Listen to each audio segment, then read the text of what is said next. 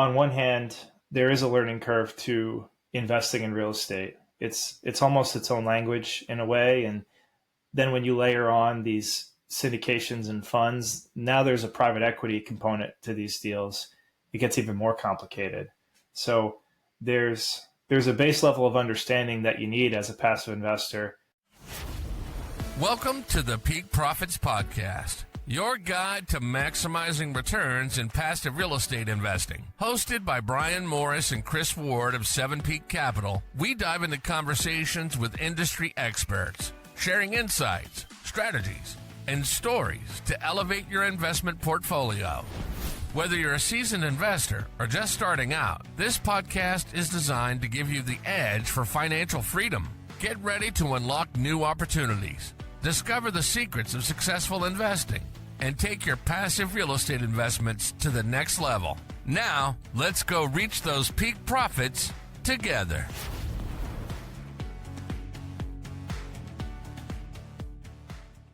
Welcome back to Peak Profits. Today we are joined by TJ Burns, the founder of Burns Capital Partners.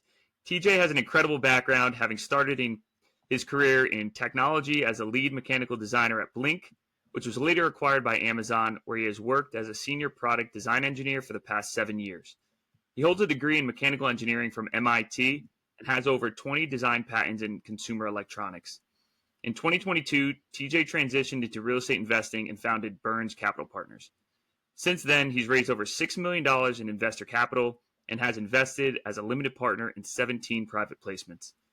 His focus spans across multifamily, private credit, short-term rentals, making him an expert in bridging the gap between professionals in technology and real estate investing. Recently, TJ left his role at Amazon to pursue building capital partners full-time. We're excited to hear about TJ's journey, his strategies for raising capital, and how he's helping tech professionals find opportunities in real estate. TJ, welcome to Peak Profits. We're excited to have you on. That was a great intro. I really appreciate that. Thanks, Brian. And thank you, Chris, both of you, for having me here. Very excited to be here. Absolutely. No, I know we've met several months back, and since we've met and connected, been very fascinated by your journey so far, not only in technology, similar to what Chris and I are doing with our W-2s, but what you've built so far with Burns Capital Partners. So would love for you to introduce yourself a little bit more than the intro and kind of what you're doing and how you got into the industry. Absolutely. So like you said, my background's in tech. I got a job at a small startup right out of college. And while I loved the work, I pretty soon realized that I didn't want to be in a W-2 for the rest of my life.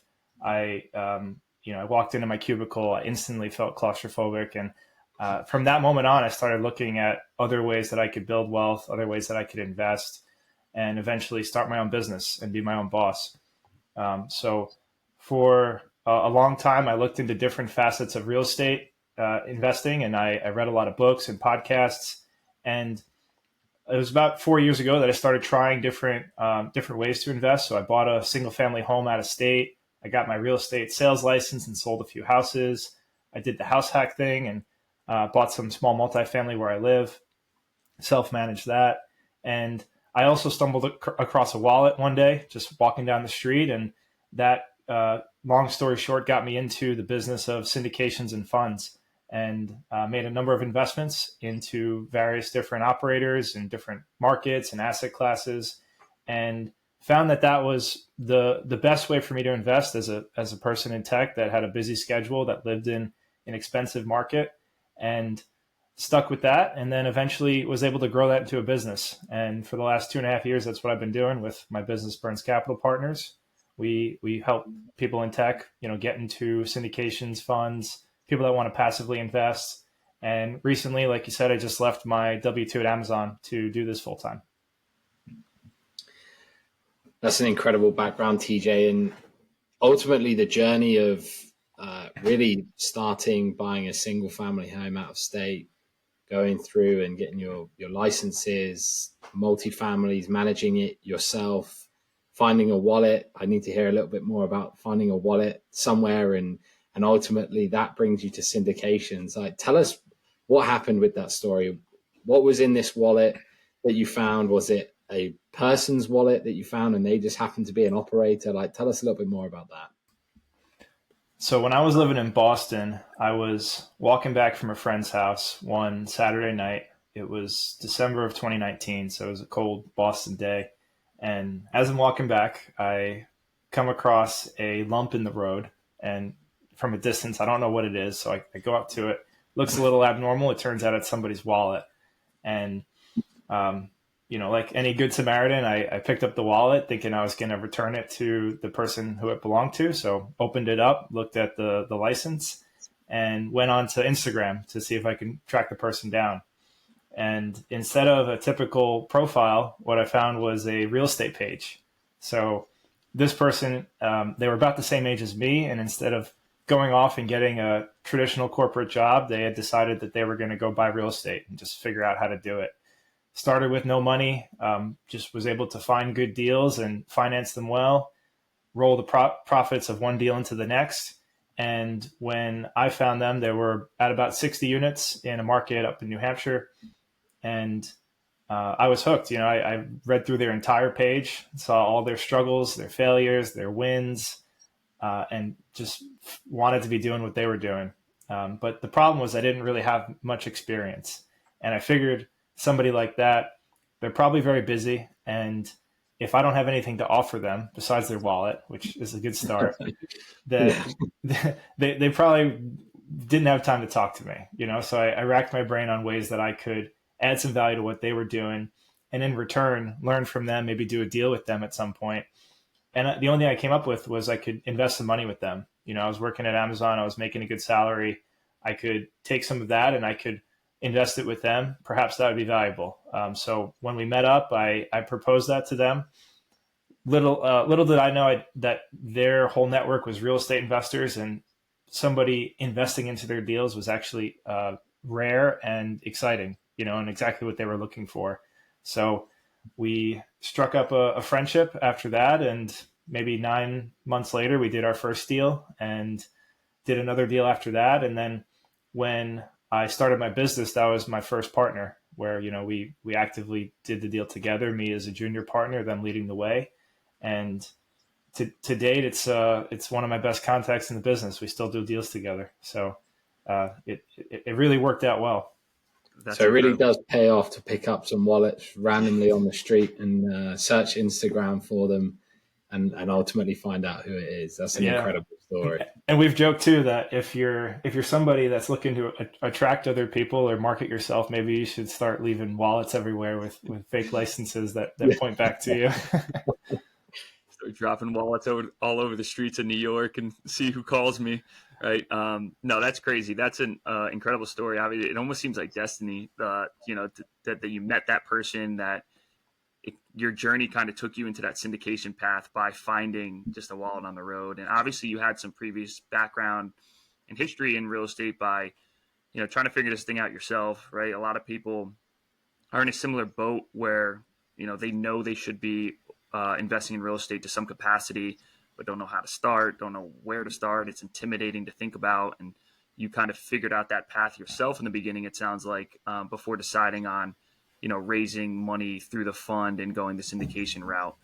You're obviously a smart guy. You went to MIT. You have quite the background in your own profession. You could have happily stayed in technology, made a great earning and living for yourself. You have all the degrees and the background history.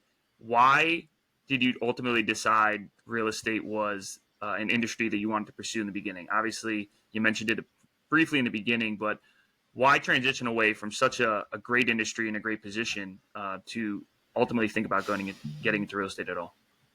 It's a great question, because in the beginning, I loved working as an engineer, and I grew up as a kid always wanting to be an engineer. I loved to build things, and my dream job was to work on consumer electronics devices, things like the Apple, like an iPhone. Although I didn't get hired at Apple, they rejected me. No hard feelings, but I ended up with a job that was I was making stuff that I'd go into Home Depot and I'd see it on the shelves, and I'd go into Best Buy and I'd walk down the street and I'd see it on their houses.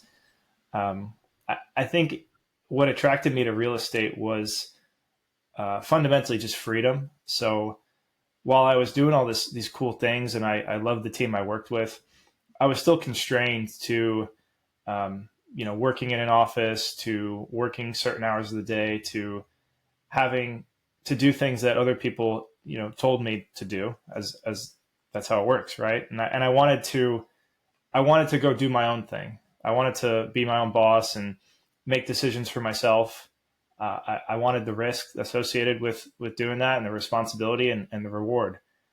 So in the beginning, it was all about freedom, and my focus was not just on real estate, but investing in other things like index funds and learning about all different ways to start businesses. And towards the end of my tenure as an engineer, it really changed to being about growth, like personal growth, where I had reached a point where I had a good amount of freedom. I had a lot of seniority in my position. I worked from home exclusively. My job was it was easier than it was in the beginning because I had the reps at that point, but I had totally stopped growing as a person. And for me, it just ate at me all day long. It was very hard for me to get my job done. I was getting paid more money than I'd ever been paid in my life, and had no complaints there, but was still felt pretty miserable. So, and then on the flip side, I'd go and I'd work in my business at night and in the morning, and maybe sometimes during the day, but don't tell. I guess I could maybe say that now, but Yeah. just being honest. And I loved it. I absolutely loved what I was doing, and I saw the comparison between the two. There really was no comparison, and I was like, man, I don't want to be in a job where I don't like it anymore. I felt bad saying that because it was such a good position, but ultimately I wanted to do something where I was excited every single day to wake up and get after it. Yeah, it's a really interesting point you make there, because again, what drives and motivates people does change over time. Like you mentioned, freedom was the initial piece, and then it became growth. You were earning a very, very good wage, a wage that most people would probably dream of, right? And so again, money isn't always the motivator behind a lot of this. How did it really feel when you were putting together your resignation letter? What was that day like when you handed that in? And what was your first day of truly no longer having to work a W-2? What did you feel that morning when you woke up and it was, I no longer have to wake up and open my Amazon laptop? For a long time, I thought that there would be some epiphany associated with leaving the job. Like there'd be some reward to it.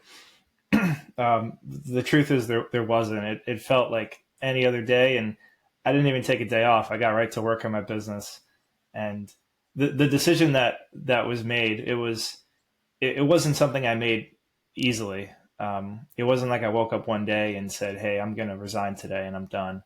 It was something that I thought about for years, multiple years, and by the time I actually had the courage to talk to my boss and his boss and tell them how I actually felt and that I was going to leave, the decision had already been made in my head.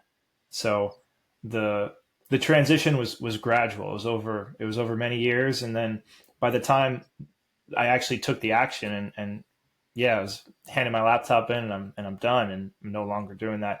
It had felt like I had already been doing this for just exclusively working on my business forever. And now looking back, it hasn't been that long. It's been about 2 months.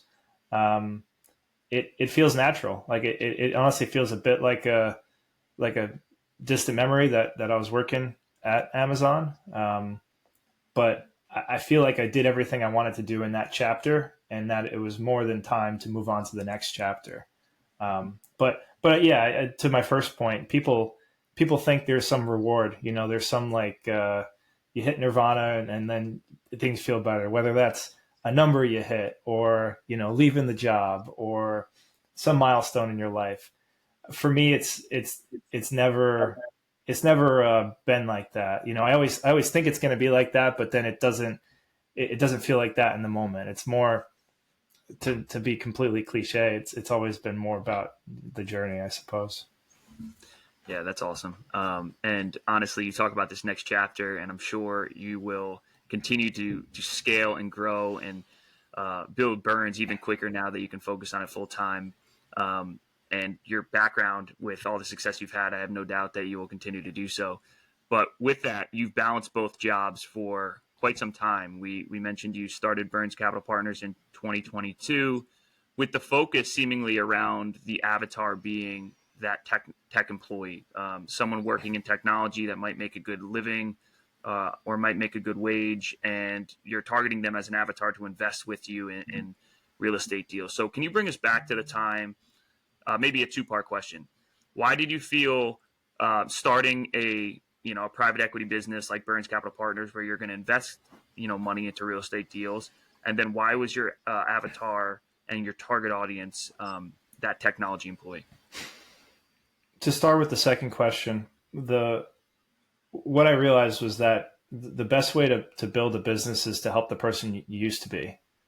And for me, that was the tech employee. It was the person that was looking to invest in real estate, didn't have the expertise, didn't have the connections, didn't have the time to go find my own deals, but really wanted to diversify. It was very heavy into my company stock, into index funds, and also wanted to learn, so wanted to learn alongside someone that was experienced. And I found in my journey, it was very helpful to invest in syndications, and I learned a lot through it. But I also found that there was something lacking, like the service that I was getting in some syndications, which, of course, never mentioned names, and a lot of them were great, but I invested in a whole bunch of different ones. I felt like, I think this is something I can do, where I can offer a better service to people like myself. I can potentially do better deals, or at least communicate better and more frequently. I can explain things better and be an educator for folks like myself. I felt like there was an opportunity there. And then, I just love the business too. I found when I was investing as an LP, I would ask a ton of questions just out of curiosity and interest. And it didn't seem like other people were as interested in this stuff. They'd invest as a limited partner because they wanted something passive. And I have investors tell me that now, where I'll send them like a 50-page report, and they'll be like, yeah, that's cool, TJ. And I appreciate it. I'm glad you're reading it, but I'm doing this because I don't want extra work and I trust you, So, yeah, it was all those things. Yeah. The education side, I think, is often overlooked, right? So you give a prime example there, really, of people want this for the passiveness of it, and they're not necessarily reading every 50-page report that you send. But at the same time, they also want to know what's going on with their money, how it's being utilized, what they can expect in terms of their returns. So how do you go about educating and teaching those tech professionals about the benefits of real estate?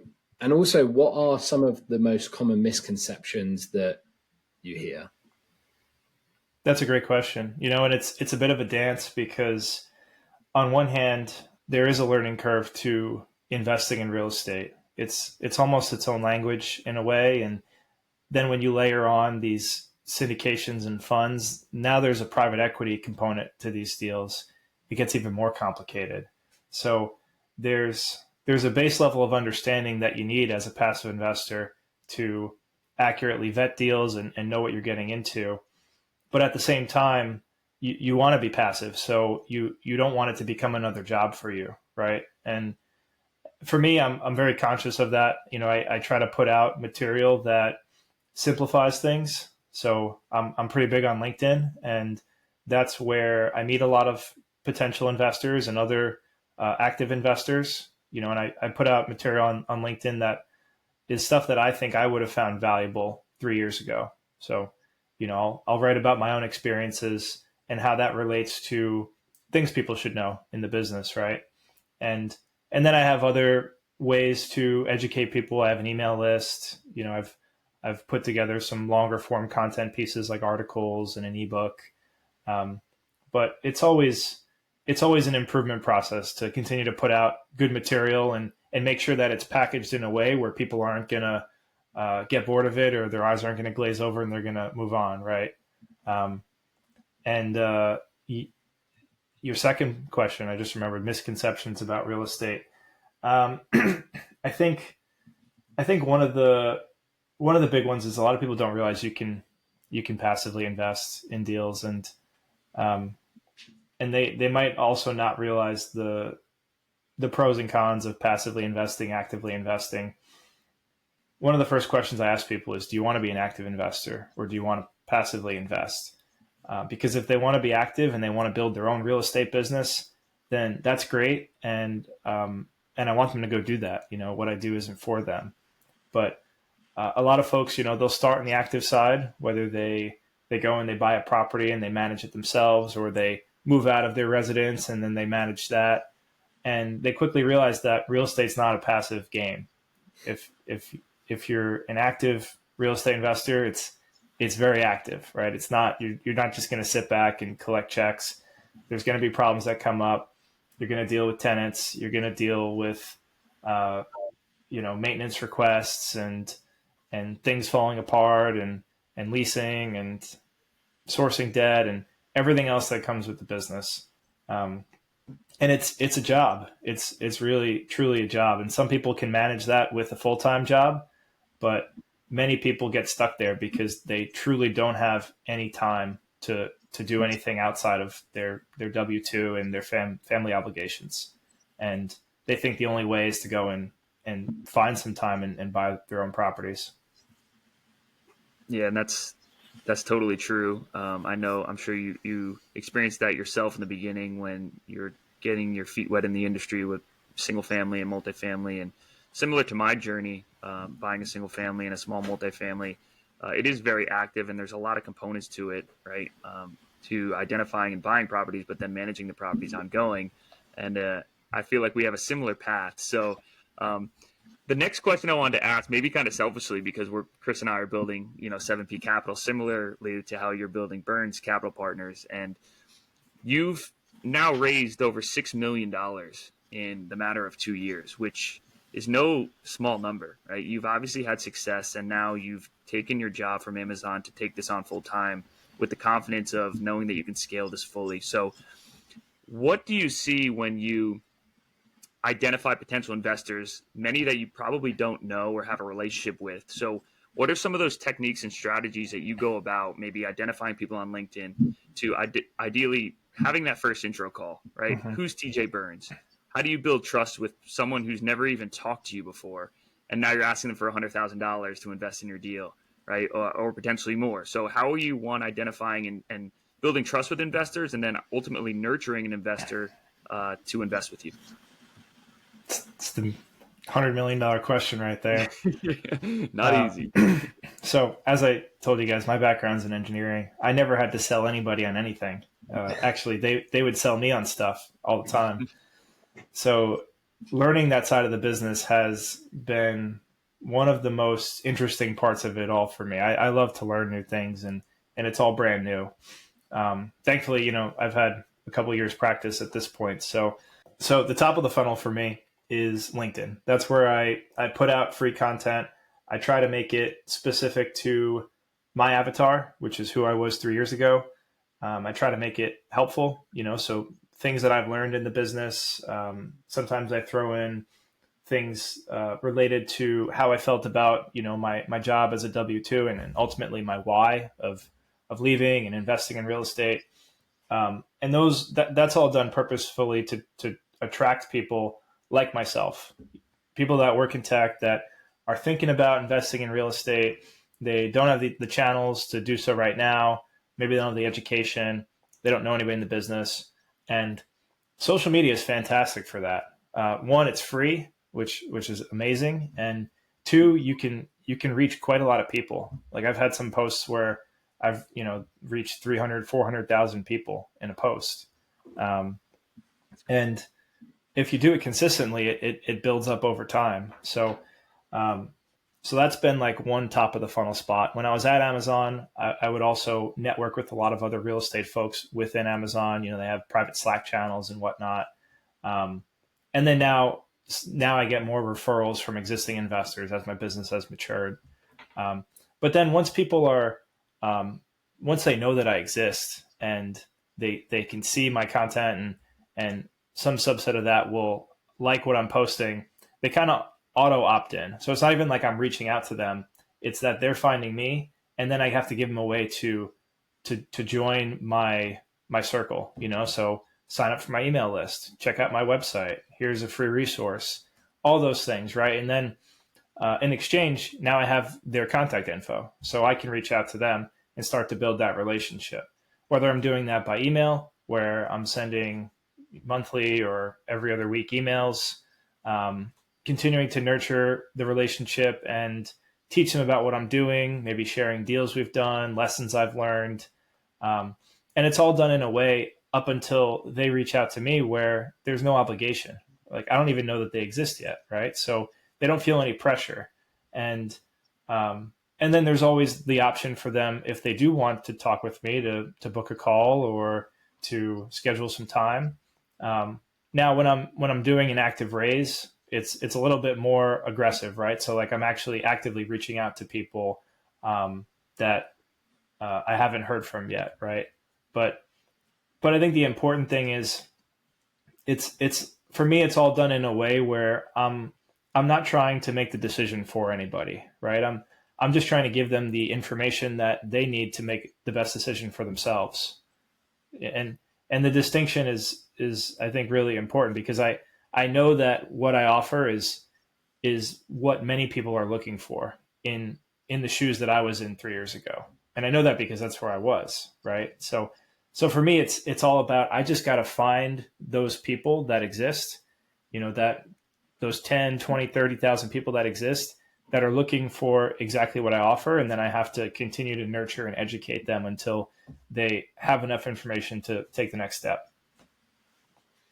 I think one of the really, really powerful things that you've mentioned there, TJ, is that it's almost a no pressure environment, right? You are simply facilitating an investment opportunity to people that maybe didn't know this existed in the past. And whether people decide to invest or not, it really is entirely up to them, right? Like, you just want to give them the opportunity that if they ultimately do want to do this, you're providing them that vehicle to go ahead, diversify their portfolio out of stocks, bonds, mutual funds, etc. Right? So I think that's such a powerful piece of real estate investing through syndications. The stress-free nature of how all of that overall kind of process works. It is really why this is so beneficial. I guess the question I've got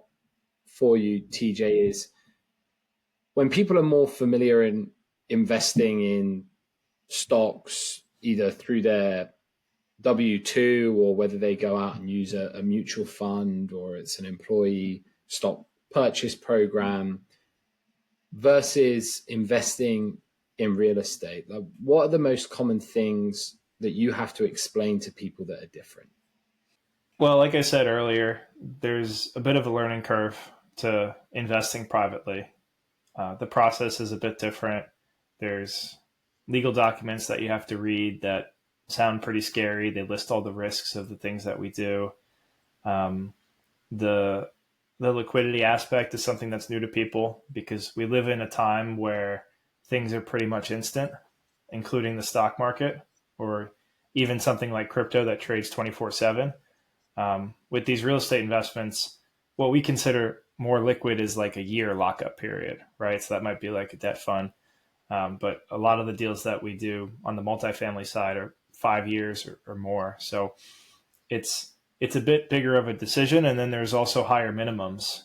It really doesn't make sense for somebody to write a check that's smaller than 25,000 at the minimum and more often 50,000 because there's there's some added complexity with their taxes. Now they get a new tax document. It's another thing they have to worry about and track. There's expenses on our end as well for more investors that we bring in. So those are all things to consider. To your earlier point, I'd say too that what I look for is to find reasons why this isn't right for people. I tell people all the time when I'm talking with them, I'll say, hey, I don't think this is for you, or this deal isn't fitting like what you're looking for, right? And for me, like, it's also important to try to just get to a resolution. Whether it's yes or no, it doesn't really matter to me, because I know there's plenty of people out there that it is right for. But my job is almost as like a trusted advisor to help people get off the fence if they're on the fence. That's a great way to put it too. And to your point, right, you're presenting an opportunity. It's their ultimate decision if they want to invest in something like this. And you're trying to guide them both the pros and cons as to investing privately and investing in real estate. And depending even on their investment strategy, are they more cash flow heavy, where a debt fund might make more sense? Or are they looking to build that nest egg where an equity play or a long-term, 5 to 7 year project might make more sense with more equity on the back end, right? So to touch on that, you've invested in 17 total deals. There might be more now. I'm not totally sure, but from you do invest in certain verticals, right? So I know you most recently offered a debt fund in addition to doing short-term rentals and multifamily. Can you touch a little bit on the different vehicles that you've invested in and some of the key components as to why you offer a couple different investments? So I put it into two buckets. It's equity investments and then it's debt. So it's really just a difference of where you are in the capital stack. And the reason I differentiate them is because they're useful for different investors, like you said. So people that are looking for more cash flow, people that are looking for more liquidity, people that care less about the tax benefits. The debt funds are better for those people. And also folks that care more about volatility and are looking for something a little bit more stable, so like people that are planning to retire soon, right? Like I would suggest that they look more into investments that are lower on the capital stack, lending where things are less volatile. And then on the equity side, it's more for folks that maybe they're at the peak of their careers and they're already paying a lot in taxes and they're just looking to grow wealth as fast as they can. They're a little bit more tax sensitive, right? So deals like that perhaps are that's more for like people looking into equity deals, multifamily, short-term rentals. For me, it's always been about one, finding a small group of people that I trust and that I think have great competitive advantages in whatever they're doing and working with them long-term. So I've actually been narrowing my focus as time has gone on. Right now, only doing multifamily in one or two markets, and have two partners on the lending side or the private credit side that I work with. And it takes me a while to find new partners because I always like to invest my own money first with a partner. So I'll go through due diligence just in making an investment with my own cash, and then I'll make that investment and I'll let that play out for a bit. And then eventually, if that goes well and due diligence continues to go well, then perhaps there's an opportunity for us to partner together. But as you can imagine, that's a multi-year process. So the circle has been pretty small in terms of who I've worked with, and it'll probably take a while to grow that.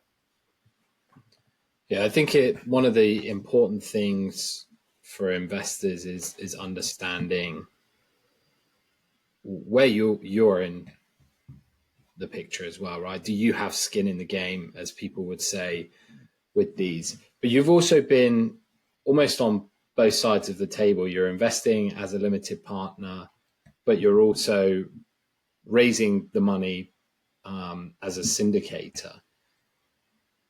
What do you feel are some key questions that limited partners should be asking the syndicators that would help them as they go through their due diligence of identifying the right investment or the right people to make those investments with? I think understanding the downside is really important. So that's a question I always ask, and I want LPs to understand is what's the worst case scenario here, and how do we get there? What are the key components of this deal that we're most worried about? Whether that's the debt, or if it's lending, the borrower risk, or if it's an equity deal, the rents that we're getting and how variable those are. But usually there's like 3 or 4 key things that you want to understand. So I think if you understand the downside, the upside usually takes care of itself. And I know a lot of LPs that filter deals by IRR, or they look for the deals that are going to yield the most. And I think that's a mistake, right? Like I think what ends up happening is you filter out a lot of deals that are done conservatively with great operators, and you probably index more towards risky deals just by doing that. Yeah, I like how you just started answering that question. It was almost approaching the risk first, right? With what could potentially go wrong, and let's talk about that, because a lot of people don't want to talk about where's the risk in this investment, how can I lose my money, right? Like how risky could it be? They all just want to flaunt how good of an investment this could be in our 40% IRR numbers that we can sell in 2 years. And right, it's all market thing, right? Sometimes the market could be like right now we're in a time where it's a little bit of a trough, and it's more about operational excellence than it is right with riding the wave of rent increases. So I wanted to touch a little bit about you just mentioned it briefly, but determining your partners. So people invest with you, and you're partnering with operating partners that are running these properties. You've identified some. What are you looking for in operating partners that make you feel confident in your relationship to ultimately invest your money first, and then bring in investors to invest with those partners as well? So I put out an email this morning to my list on one of the deals that we did. We bought it. We went under contract February of 2022. We bought it in April of 2022.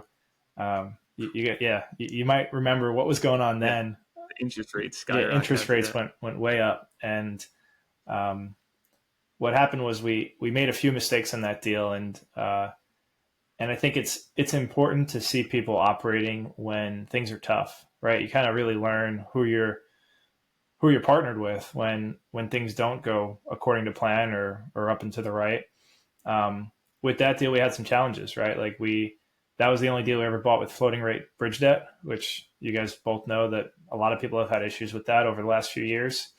It's actually sunk a number of deals, and people have lost millions of dollars, all the money that they've raised. In this case, it was a speed bump. We bought the property at a great price, and we had to refinance it 6 months in, after we completed a number of CapEx upgrades. But it was a challenge, right? Like that was an uncertain time, and I got to see how my partner operated during that, and how he kept his cool and just was straight business, right? So that's all real important. Next thing happened, we paid off our preferred equity that we raised, and while it felt like a good move at the time, it left our operating account pretty much at zero, right? So what did my partner do? Well, he made a big loan to the partnership at 0% with his own money to keep the ship running. And I was ready to write the next check, but we never had to get that far. For me, that holds a lot of weight, right? So not only is somebody, and this is somebody who put a lot of money in as the LP on the LP side to start. So not only did he do that, he put up his cash from the beginning with the people he raised money from. And then the deal started having some challenges, and he navigated through those. And then he put even more money in at a 0% return, right? So effectively losing money, just so that we wouldn't have to do a capital call or raise outside capital. And ultimately, it worked. We were able to increase NOI pretty substantially, get back into a cash flow positive position. We'll probably sell the deal next year for a modest return to investors, but we'll see how that all plays out. I don't have the crystal ball. And that whole experience, it means more to me than some of the deals that I've done with that partner where we've knocked it out of the park and we've hit those, triple digit IRRs. Because that's fine. Like that stuff that'll happen in real estate if you're in the game long enough, and sometimes the market will pick you up, but it goes both ways. And Right. and I want to see what happens when things go bad. Like, are you going to stay in the foxhole with me and fight it out? And are we going to put more money into this out of our own pockets? Because that's how I want to run my business, right? Like I want to stand by what I'm doing. There's not everybody would do that, like, so some partners I've seen, they don't do that. Right. So finding those people is the most important thing for me and what I'm doing. Yeah, that's definitely a scary situation to be in, and that timing probably couldn't have been really any worse, right? Like that was smack bang at the time. What probably felt like the sky was falling. My next question was almost going to be, what was one of the biggest lessons that you've learned? But I feel like that might be up there with one of the biggest lessons that you've learned. But I'm going to ask it anyway. Like, what is the biggest lesson that you've learned, either as a limited partner investing in deals or as someone who is working with limited partners in deals? So when I started investing as an LP, there were a lot of things I didn't know. I didn't really understand debt. I didn't understand the impact of fees on deals. I didn't know what the capital stack was or what preferred equity was. Basically didn't really know much. And I thought I was investing in real estate, but I was actually investing in private equity, as you do with syndications. And the whole thing just taught me that there's a lot of stuff out there that like I don't know, right? And that's where the biggest risk is. It's in the things you don't know, because you can understand the things that you know and are familiar with, and you can quantify that risk. But the rest of it has to come with experience, right? And the minute somebody starts to get cocky about what they're doing and feels like they can't make a mistake is probably when your business starts to take a decline. So for me, it reminds me of, if you ever seen the Dunning-Kruger effect, the curve they have, where I posted something on LinkedIn maybe about a week ago on it, but it's confidence on the y-axis, and then it's competence on the x-axis. And as you gain competence, you have this huge jump in confidence where you think you know everything at first and you really don't know anything. They call that the mountain of stupidity, right? And then you get brought back down to earth and realize that there's a lot of stuff out there that you actually don't know. And then it's a gradual increase towards becoming an expert, So for me, like, remembering that is important. This is a game of constant learning. And I was on the phone with somebody this morning. He's been in the business for 45 years. He owns, over 100 million in real estate. He's 76 now, and he's looking to just pass the lessons down to the younger generation. And I was telling him the same thing. I'm like, hey, I don't have any experience compared to you. You've been doing this so long. I wasn't even born. So please, tell me what you know. Introduce me to the people you know. I'm all ears.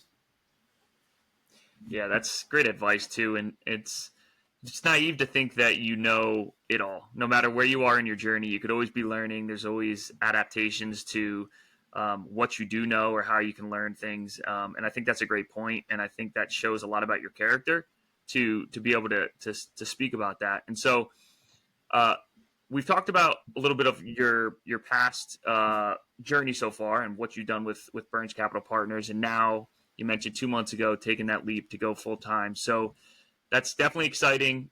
You're doing this full time now. You're continuing to grow the business. Where do you see the business going from here? Right, you have all the time in the world to grow it. I know you have a wife, I believe, kids as well.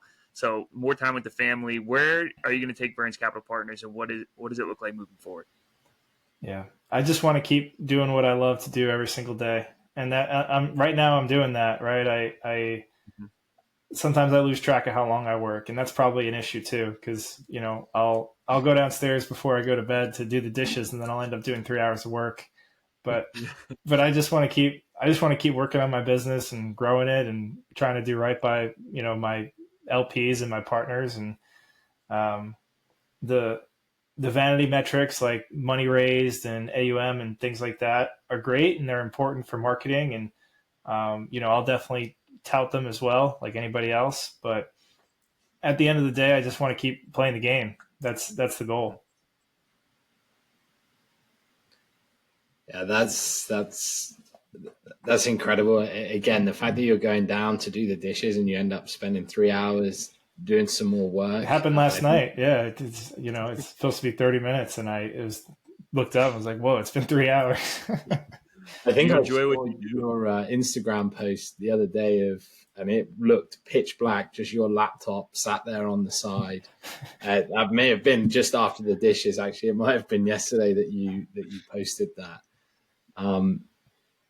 I guess the only thing I would really ask, TJ, is what you've given us a lot of advice, a lot of guidance. You've kind of talked us through your story, your journey. But if there was one piece, right, the golden nugget, the $1 million question, like what piece of advice would you give to the listeners?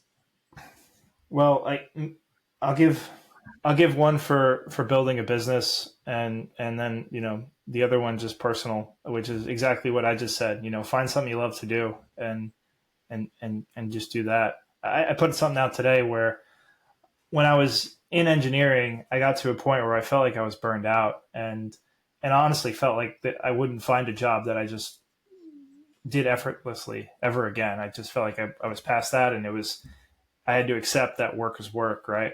But then ever since I've been doing this business, sure, there are days where I don't want to work, and maybe I don't, but vast majority of days I love what I do. And I think for everybody out there, there's something that you can find that is what you can do effortlessly, and you should seek that, right?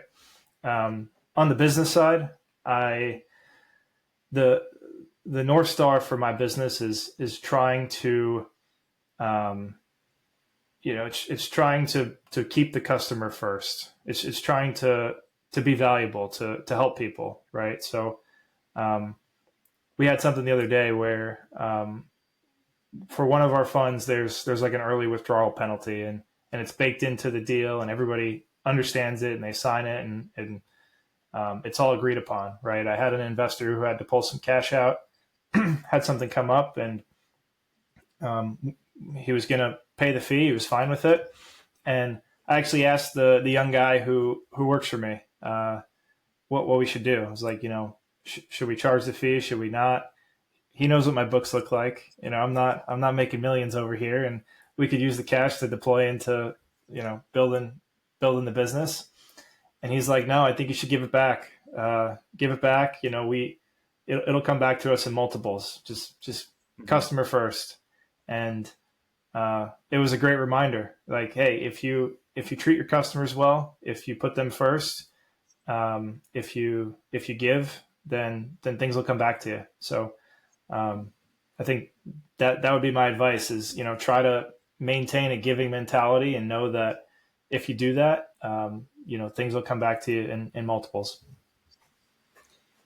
Yeah, that's great advice. And I think there's no surprise as to, one, why you've raised $6 million so far and why you'll continue to raise, I'm sure, 100 million plus, whatever your goal may be as you continue to grow this thing. And you come across as a very genuine, trustworthy individual who's trying to do right by your investors while you grow a business for your family and yourself. So again, you've provided a ton of good information today for not only listeners who are trying to potentially build a business, but a lot of investors who might be thinking about taking the jump as an LP or diversifying their portfolio. So where can people go to find you? You mentioned LinkedIn. That's where Chris and I both found you. So you're doing a great job there in that avenue. So where can people go to find TJ and reach out and get in contact with you? Yeah. In addition to LinkedIn, you can go to my website, burnscapital.co. We don't have enough money to buy the .com yet, but maybe one day. And if you go there, you can get on my email list, and then get in contact with me if you want to chat. We got some stuff going on right now. We're taking down a 72 unit building up in New Hampshire with that same partner from the beginning that I found his wallet. We're bringing on investors for it. And if that's not you, if you're looking for investments in lending, then we got some stuff going on there too. So we'd love to hear from you. TJ, just want to say a huge thank you. This has been amazing. The insight you've shared has been incredible. I've probably got 4 or 5 things already on my list that I can action from this. Again, just want to reiterate one of the things you said right at the start, and I think you've commented on that a number of times, which is growth. Like, you can really see the way that you continue to talk, not pretending to know it all, right? Like, a lot of that is around growth. So again, I think that it's such a powerful piece of your why is just continuing to grow, and it's just great to see and great to hear. So just really want to say thank you for sharing your story. It's been powerful. It's inspiring, actually, and again, like you said, Brian and I are trying to do this as well. So seeing the steps you've gone through and seeing what you've been able to achieve is just amazing. So just want to say another thank you from us both. I appreciate you guys. Thanks for having me. Of course. Talk soon. Thank you for tuning in to the Peak Profits Podcast. We hope today's episode was not only inspiring, but packed with actionable insights for your passive real estate investments. Subscribe so you never miss an episode. And if you enjoyed the show, please leave us a review. Your feedback fuels our passion to bring you even more valuable content. Stay connected with us on social media and visit 7peakcapital.com for exclusive resources and updates. Until next time, keep striving towards your financial goals, and let's reach new peaks together.